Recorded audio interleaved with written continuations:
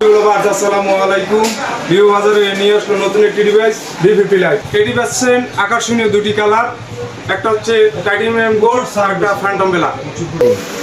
এটিতে ব্যবহার করা হয়েছে 6500 mAh ব্লু ভোল্ট ব্যাটারি সত্ত্বেও এটি সিলিং 7.79 mm পাতলা। এই ফোনটিতে রয়েছে 90 ওয়াটের একটি ফ্ল্যাট চার্জ, যা দিয়ে আপনি 1 থেকে 100% চার্জ করতে পারবেন 53 মিনিটে। এই ফোনটিতে ব্যবহার করা হয়েছে Sony IMX82 ক্যামেরা, যা দিয়ে আপনি সুন্দর ভিডিও ও সুন্দর ছবি তুলতে পারবেন। এই ফোনটিতে সেলফি ক্যামেরা রয়েছে 32 মেগাপিক্সেলের ক্যামেরা।